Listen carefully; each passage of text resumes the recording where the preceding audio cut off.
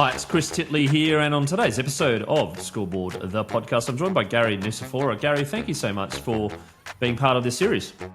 It's a pleasure to be here, Chris. Thank you. We're sitting here on Wednesday, the 2nd of July, a very important day for Queensland rugby as the British and Irish Lions make their way into Suncorp Stadium tonight.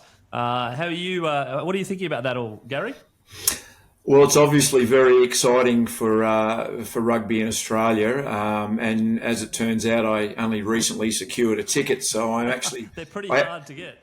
They are like hen's teeth, but looking forward to it, and it's a fairly significant game. I was actually there when I was actually at the game as a youngster in 1971 when they beat them at Ballymore, so I'm showing my age, but it's quite exciting to close the loop. Yes, no, indeed. I think David Hannam from the Reds talked about that moment, and that I think they were caught off guard slightly, the Lions, around Queensland. Oh, that should be a walkover, but we shall see what happens tonight, and I'm sure this podcast will age in time, in that there will be a good game. Gary, your involvement in rugby dates back a long way. Can you talk about your involvement in rugby? Well, obviously, I played the game as a youngster. I continued an association with it. Beyond high school, into club rugby, played at Queensland University. My family's got a long association with the club. My brothers played there as well. And I basically went into coaching sort of in my early sort of 20s once I'd finished playing rugby. And coaching was a very big part of it, and I continued my involvement with schoolboy coaching and first 15s in Queensland schools and Australian school sides, and really enjoyed that phase of my life. And then stayed in that sort of education rugby space, and then moved into professional rugby. And I was team manager of the Reds for several years in professional rugby, which has been a wonderful launching pad for a lot of the stuff I'm doing now, not only in rugby, but in lots of different sports in the business. And I continue to remain close to the game and have a particular interest in the development of women's sevens at the moment. Gary, your relationship with rugby, do you remember the early days when you started figuring out the game, what it was like, what it was like to play, what it was like to coach, and has that changed over time? I think I was lucky that I managed to have a lot of really, really good coaches and influential people along the way. And I think they certainly shaped a lot of the things that I did as a coach and then into administration and sports leadership. And yes, guys like Alec Evans, who was a big part of life for me as a youngster at my school at Brisbane Grammar, and Alex still plays a very big part in a lot of people's lives. He's quite elderly now, but was a well respected leader and influencer in a lot of people's lives, including my own with coaching. But yes, I think you cherry pick the good things and you hang on to them and you take them forward, and you hope that you can convey what's valuable to people that you are fortunate enough to have contact with in coaching and in rugby. Gary, what is it about the game of rugby union that you love the most, and I suppose in terms of like where you really find happiness and joy? Well, it's a very holistic question, that one. Certainly for me, it's been enjoying it at all the levels. I've been fortunate enough to play it, coach it, be involved in it at clubs and universities, in the professional arena as well. Its internationality is both at times its greatest strength and its greatest weakness. The fact that it is such a tremendous game, but in different pockets of the world right now, its efficacy varies so much, depending on what hemisphere you're in, what country in those hemispheres you're in. And I guess tonight, the game to which you referred earlier, the Queensland game versus the Lions, it's certainly a I guess it's a little bit of a line in the sand where people who'll be there at that game will see, at least at the moment, arguably the best of what is happening in the Northern Hemisphere against certainly a burgeoning, young Queensland side, which represents the whole conversation about where rugby is in the country, that we're trying to basically re-emerge, as it were. It's an interesting game to be around. It can be very frustrating at times because it is such a great product, but it's exciting being around its development now with the women's game in 7s and 15s has really emerged. And I think we've got to make some decisions about where we want to focus our energies to get the best return on our investment, which is good for the game. Yeah, Gary, you bring up an interesting point around the sevens there, and I was chatting to David yesterday around cricket's involvement in T20 at a global level. It's a different product, and a lot of sports have their different products. You got, like, for instance, the league has their Origin, the AFL obviously has their grand final, but is not so global as you mentioned. Strengths and weaknesses of being global. I'm curious to know your involvement in sevens, the product that is sevens, that has been around for a very long time, the ups and downs of it all, and where you see the future. Well, the first involvement that I had with the sevens was when I was working at Bond University. I was the exec director of sport there for about 7 and a bit years, and had a fabulous time at the university building the sport program from pretty much ground zero. And one of the focus areas during that time, we brought into the rugby program that was there. We were instrumental in developing what was to be known as the Aon Women's University Sevens competition. And it was an initiative which I guess we drove at the university, combined with Unisport and with Rugby Australia. And it was put together very, very quickly, very well off the back of what was happening around the 2016 success of the Australian women's side winning the gold medal at Rio. And although that was a great thing that happened, a tremendous thing, the danger was that by winning it, they returned to Australia and there was no structures. So the Aon Sevens was instrumental in creating that structure, and it was highly successful. Played a women's only competition, played by 8 universities from all around Australia, stretching across from WA all the way to the East Coast, South Australia, Melbourne, all of that. And it went for about 2 or 3 years, and then morphed into a slightly, different format with academies and that in the states, primarily of New South Wales and Queensland, taking over the bulk of what was the Aon Sevens. And look, I guess it was that, and then the subsequent development of HSBC, the World Tournament, which of course is men and women, but the women's game in sevens is an extremely high-powered and excellent sporting contest, which meets all of the current demands of I guess the sporting appetite these days. You mentioned the T20, and you could certainly draw parallels to the fact that the sevens is the T20 of rugby, and the way that people are consuming sport these days. A 15s game is obviously a different sort of vehicle. It's for the purists, the technicalities of the game.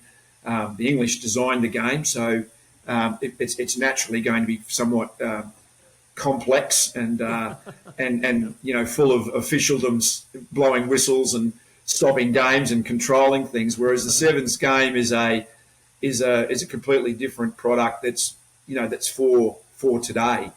And the women's game, which a group that I'm leading is focusing on, is particularly the product of most appeal. So I think that the game itself is evolving. It's not evolving. All boats are not rising on the tide as they should. Some parts of the game are moving in a different direction from others. Some are being left behind. Match officialdom, for example, needs to be given a much greater focus. It's extremely important.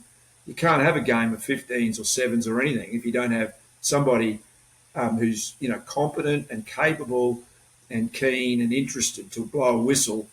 In the 15s game, it's incredibly a complex game for officialdom, whereas the 7s game is less so, and that makes it, again, on the officialdom side, much more appealing. So, yeah, it's a universal conversation.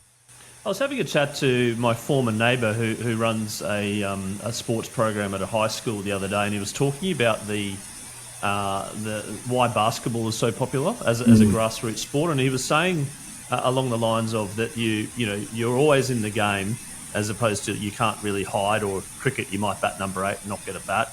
Soccer you might be a goalkeeper and the team wins 10-0 and you don't get a look in. It's fast, it's furious, it's indoors, it's mixed, it's you can have a break, you can have a breather.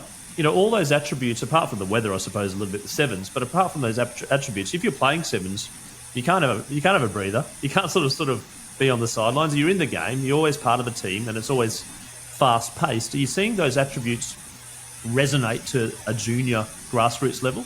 100%. Someone in broadcast with whom we've been dealing in our group said that for broadcast, or indeed spectators, which I guess is one and the same really, games with consequence are the most engaging. And by that, for television or broadcast, it means that to make it exciting and a product, you try to minimise the amount of downtime or lack of involvement, like you were referring to in certain positions. I'd agree with you with basketball. It was probably one of the earlier games in Australia that, when it did come in, it was met with some, that's the game of the United States and all the pizzazz and all of that.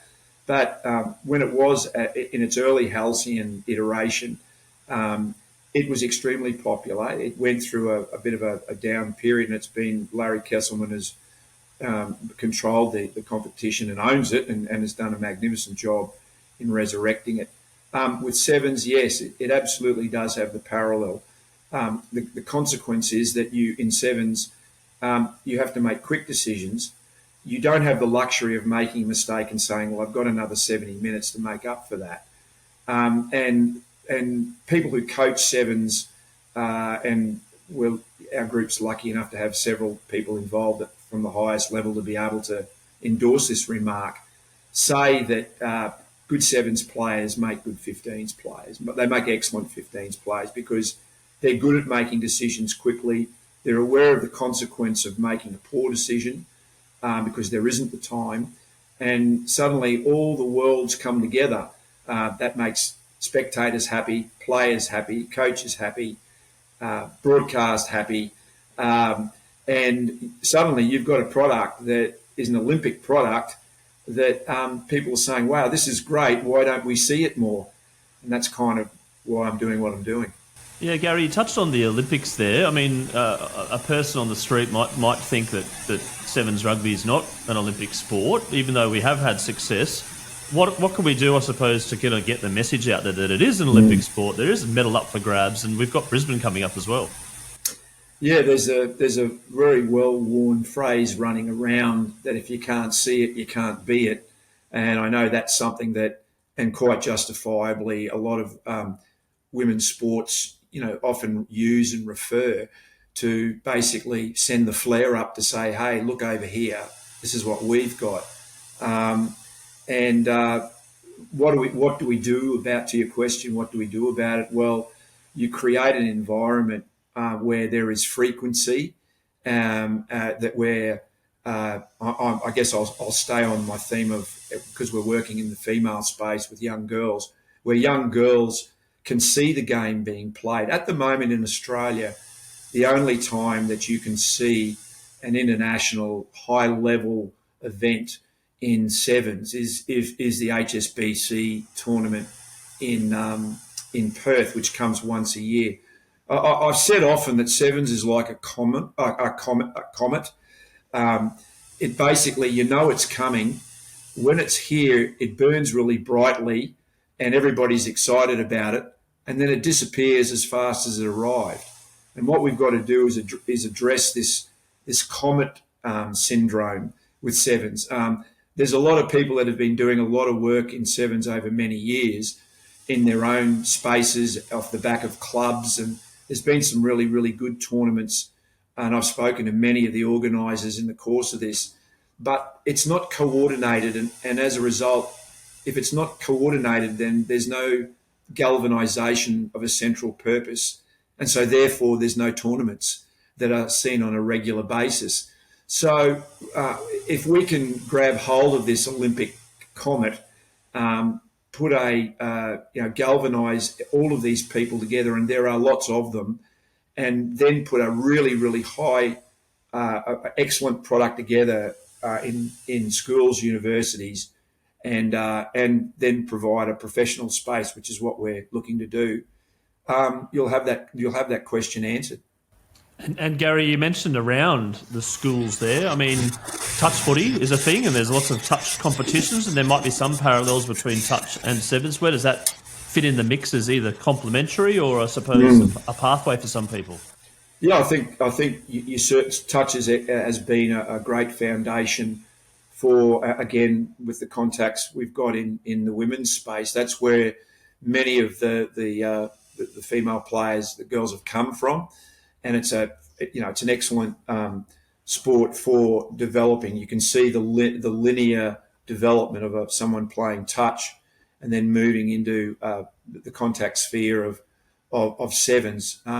So let's not sort of make these opposing arguments. Let's sit down and work together on let's make what's already good better, and then create as I said, create a pathway or galvanise people into a sense of purpose. I can tell you, Chris, I've been working on this for many, many years now, and in the school space, which is a space where I've had a lot to, I've worked for many years, and not in the female space, but certainly in the boys space. But the keenness to want to play this game in girls in secondary school is enormous. The desire to want to see it played, not only by the girls, but there's also the typology of the crusty rugby dad who, the broken nose, who he doesn't have the son he can go and watch play rugby, but he's got these, several daughters, and they are the very outspoken critics about why isn't there somewhere where my daughter can play rugby a bit more. Now, there are obviously a lot of 15s developments going on in clubs, but again, sevens needs to be coordinated because it's an Olympic sport. I mean, it's here, and it's going to be in Los Angeles in 28. It is going to be here in 32 in Brisbane. So we've got, the next, however many years that is, 7 or 8 years, to do something really good, and it's with what is a fabulous product. And Garry, we've seen the rise of social media, something which probably hasn't been overly prominent in our youth and growing up, etc. But the last 5 or 10 years, it's sort of exploded when it comes to sport, and we've got things like the KO minis and the overseas effect, etc., where kids can watch overseas sport and follow overseas teams and the IPL, etc. How important is that within the sevens realm? And there's been some people in the sevens arena that have taken off on social media and sharing their content. Well, Alona Ma is probably the most well-heeled person in that area. Who plays from the United States, and plays in the sevens game and the 15s game, and she's often quoted with the millions of followers that she's used on using the platforms, which is great. It's good for her and it's good for the game. But again, let's start to look at a strategy around, how we galvanise our intention around using social media. Again, can be it's a must. It's got to be used, but getting good social media strategies around the conversation that is, in our case, women's sevens, is really important. And there is a lot of data to suggest that done well and structured well, it can be an enormous fillip for a game that is trying to be noticed. I mean, there's so many sevens, international sevens tournaments around the world, Chris, that people don't hear about, and that's to your point where done well, social media and more formal media as well can play a part. And then you think about corporates. I mean, you talked about Aon, you talked about the involvement of corporates within the Sevens. Where do you think that corporates should position themselves? And I suppose, moving forward, be behind the athletes and be behind the leagues and brands, etc. Well, I think that there's a wonderful opportunity to connect education and sevens, particularly in the sevens, the women's sevens space. It's not to suggest that it wouldn't be relevant in the men's space, but our focus is on the women at the moment. I mean, if we get it all right, well, I'm happy we can start looking, if we've got the resources, to look at the male space. But the female one is what we're looking at, the game there. My experience at Bond running sport there was that there is a strong appetite to link education / leadership with the sevens game. And I guess what we're looking to do is to speak to corporate Australia. And it may well be, it doesn't have to be, but it may well be that there are some extremely influential C-suite leaders, women running organisations that have a real affinity for sport.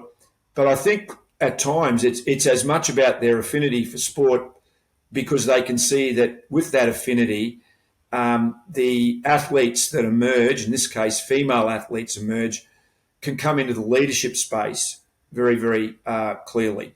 So it's almost like you walk through the sevens door as a female athlete, and you get exposed to the corporate world where influential women running the corporate Australia, and there are lots of them, and there's so many, extremely impressive and capable CEOs and running these companies, that I think they would see an appeal in having an alliance, a strong alliance with a player playing at a top level in sevens in a professional national tournament, for example, which is what we're looking to do.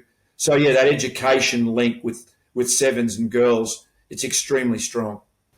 Garry, you talked about the National League and the ideation of that. Where's your nirvana leading up into the Olympics, I suppose, over the coming years? It's probably best described as we're looking to put together or to seek interest and investment. We're well down the track. It's but to answer your question, we're looking to put together a professional female sevens circuit in Australia, and basically become a strong female sevens place to be. Ultimately linking with the various international tournaments that are around the world at the moment, but again, all uncoordinated, all pretty much saying the same things that I'm saying here in Australia, that this is a great product that needs galvanising. So we're looking to try to get a sevens tournament, for a professional tournament, up and running in 26, and that would be in the sevens window, about in the October-November window at the moment, and that would be. There's a couple of ways that model can look. It could be private investment with the franchises themselves. The interesting thing about sevens is it's not the massive beast that 15s is. It's fewer people. It's a product that can move easily. We've looked and had many conversations. It's a product that can move into the metro areas of Australia, the capital cities, but it's just as adaptable to some of the big regional areas where there is enormous interest for investment from some of the agricultural areas of Australia. And ironically, many of the best players that have played for the Australian women's sevens side and won medals have come from regional areas. And that's obviously changing, but it's still a very prominent argument. So we're looking to put a tournament of that ilk together in 26, and this is an opportunity to have professional female sevens players, and then linking them with a world circuit as well down the track. But we're just as conscious of doing the development that's required under it, Chris, so that universities competition, not unlike we had with Aon 10 years ago, would be part of the pathway, so that you've got universities with sevens programs like we had, really, with players playing in it, and those programs being of high quality, and then obviously making the move, if they're good enough, to be able to come into the professional ranks. So we're trying to keep it linear, make it quality, and, if we get the investment, we'll do it really well.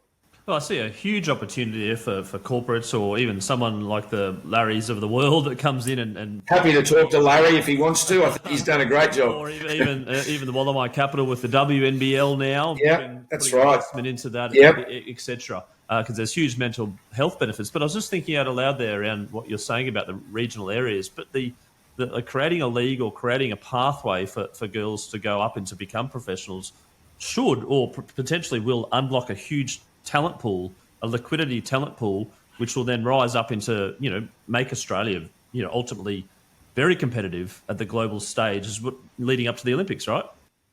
100%. And at the moment, the conversation is that the Olympics is there, and, for 28 and 32, the sport of sevens will be there.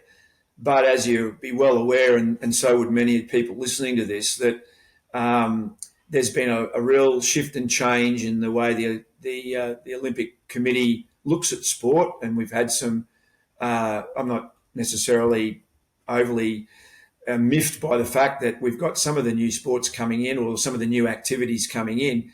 So there's a change there. I mean, the reality is, rugby has a sport called sevens that is an Olympic sport. It's there right now, whereas other sports are dying to become an Olympic sport. So, I would hate to see a situation where we waste what is a considerable opportunity for, again, girls to be able to, one day, if they're good enough, I mean, many are called and few are chosen, but at the end of the day, there is an opportunity to win an Olympic gold medal in sevens at the next two Olympic Games. And I know the coaches and the people involved at Rugby Australia in the sevens space, are very interested in the work we're trying to do, and they're working extremely hard. But at the moment, without a real structure underneath what they do. And that's what we have to do. We have to get the structures and tell the conversation.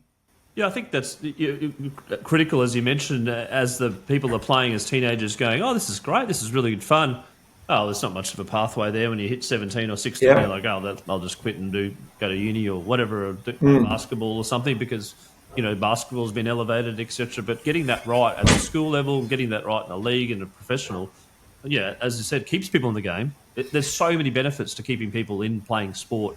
And I've heard through various different people the drop-offs of particularly girls around that sort of after-school level is quite high, even in things like basketball, and this could fill a gap, right?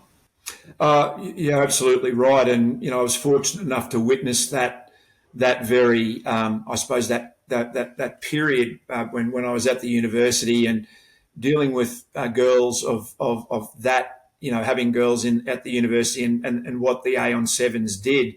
I mean, it's still today the only national sevens anything that existed in sevens, and that was in a very specific university space, and it galvanised a lot of interest. I can only speak from my experience with that competition, but also listening to colleagues in similar roles in the other universities when we were running it.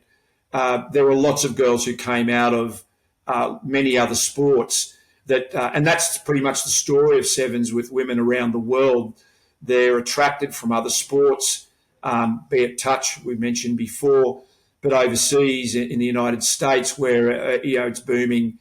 The girls over there come from many sports, lacrosse, and what's happening is that unless there's a national program or schools and universities or programs underneath it, those that are charged with coaching these international teams that go to the Olympics or play in the HSBC, they're generally cherry picking the athletes and then teaching them how to play the game.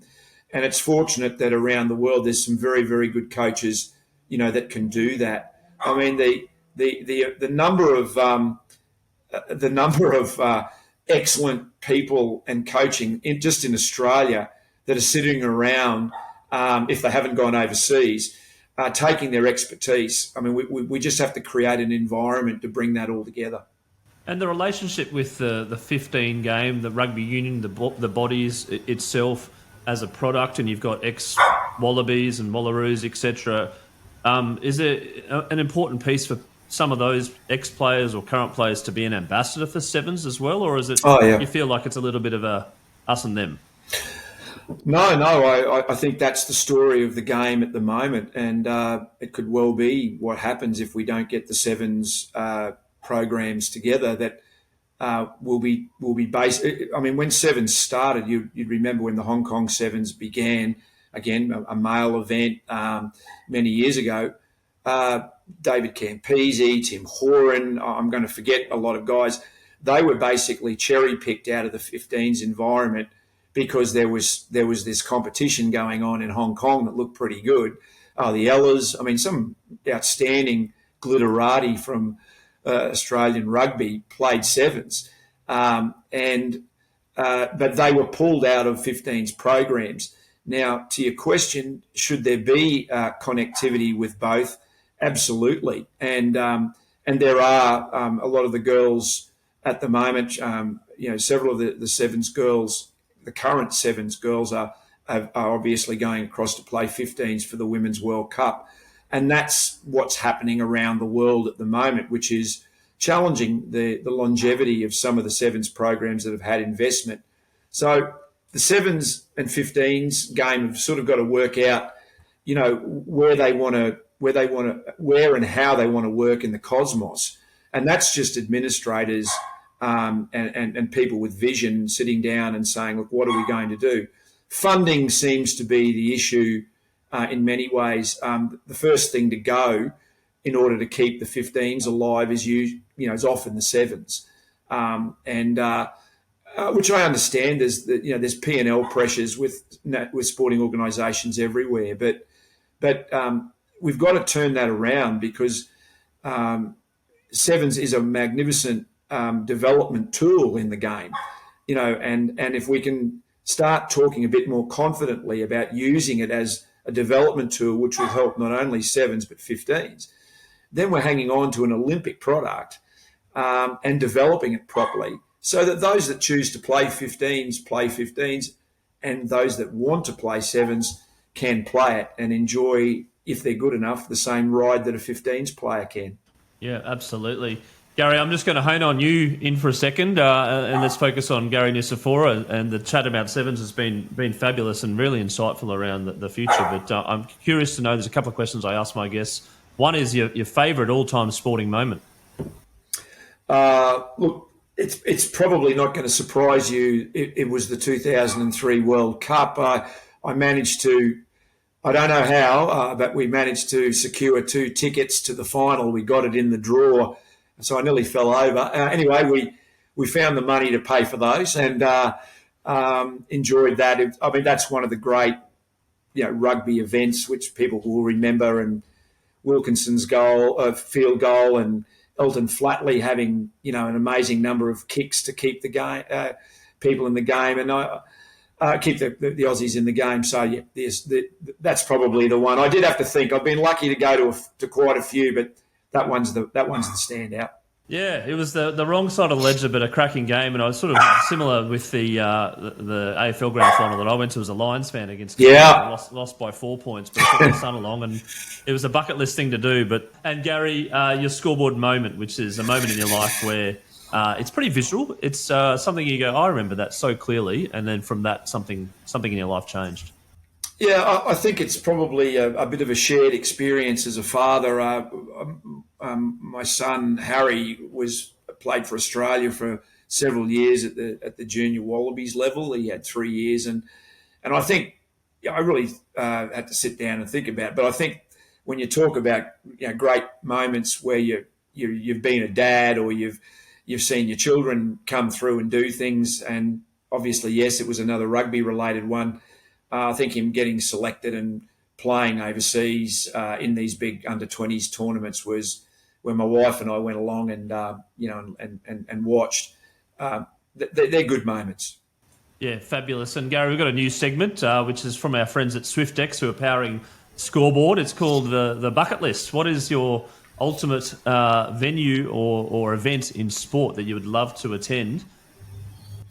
I think 3 weeks at the Tour de France would probably do me pretty well, Chris. Yeah, right. But also when I was backpacking around a million years ago, I did actually catch one leg of it in Paris when they had the prologue, which is where they ride around the streets. And I probably didn't appreciate it back then that I happened to coincide with an event. But I think now drinking a little bit of wine and driving around France and watching these guys. I mean, you only get them that they come past, and 10 seconds the peloton's gone past you. But it just seems to look like a pretty good place. The thing I'd like to do. Yeah, no, you see it on the TV, you see all the images, and you're like, oh, wow, actually, that looks pretty amazing to get to. Gary, thank you so much for being part of the Scoreboard, the podcast today. I really do appreciate your views and insights into rugby, as it's been your entire life, but also the emerging women's game in sevens, as you mentioned, and the pathways and structures and programs that you're building behind the scenes. And obviously, if there's any sponsors or any investors out there that are interested in the game, they should reach out to you directly. I wish you all the best in the program and all the things that you're doing in women's sevens, and looking forward to keeping in touch, following your progress and supporting you where I can. Yes, thanks very much for the opportunity to chat about it, Chris, and congratulations to you on your podcast. I think what you're doing is extremely valuable, and it was great to be involved today.